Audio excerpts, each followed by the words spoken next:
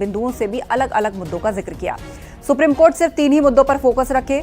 मुस्लिम पक्ष के वकील कपिल सिब्बल ने सॉलिसिटर जनरल की मांग का विरोध करते हुए कहा कि हम तो सभी मुद्दों पर दलील रखेंगे।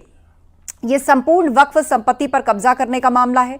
वक्फ संशोधन अधिनियम की संवैधानिक वैधता को सुप्रीम कोर्ट में चुनौती दी गई है। सुप्रीम कोर्ट में अंतरिम राहत पर चीफ जस्टिस ने टिप्पणी की और कहा कि जब तक मजबूत मामला नहीं तब तक हस्तक्षेप नहीं। याचिकाकर्ताओं को मजबूत मामला बनाने की जरूरत।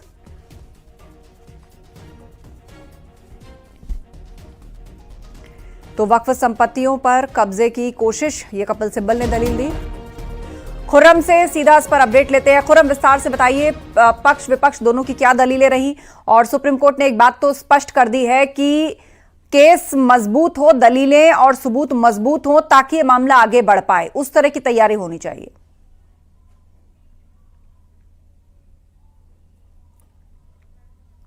खुर्रम, विस्तार से बताइए क्या हुआ कोर्ट में।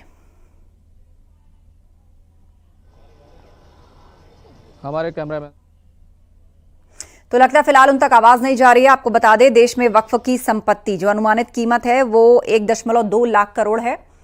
यूपी में 2,17,161 अचल संपत्तियां हैं।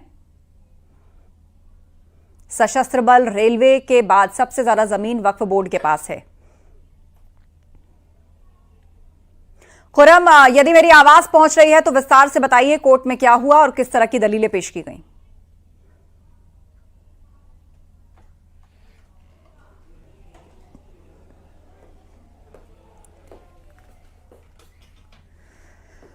बहरहाल देश में वक्फ की संपत्ति की जानकारी, सुप्रीम कोर्ट ने साफ तौर पर कहा था कि दोनों ही पक्षों को 2-2 घंटे का समय दिया जाएगा। आज कपिल सिब्बल जो है वो अपनी दलीलें रख रहे हैं। जाहिर सी बात है कि जो तमाम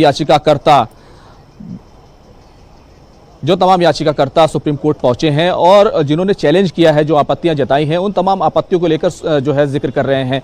हालांकि जिस तरीके की बात शुरू में जब बहस की शुरुआत हुई तो सॉलिसिटर जनरल की तरफ से ये कहा गया था कि 3 ही बिंदुओं तक ये बहस होनी चाहिए, क्योंकि उसी को लेकर के इससे पहले बातचीत हुई थी। लेकिन एक विस्तृत सुनवाई की जो बात कही थी वो आज देखने को मिल रही है। तकरीबन 1.25 घंटे की जो सुनवाई है, जो दलील रखी जानी शुरू हुई थी वो तकरीबन 1.25 घंटा हो चुका है और अभी और भी समय, जाहिर सी बात है, दलीलें रखी जाएंगी। लेकिन बुनियादी तौर पर जो तमाम बात जी बिल्कुल, आप नजर बनाए रखिए खुर्रम, आगे भी हम आपसे अपडेट्स लेंगे। फिलहाल जानकारी के लिए बहुत शुक्रिया।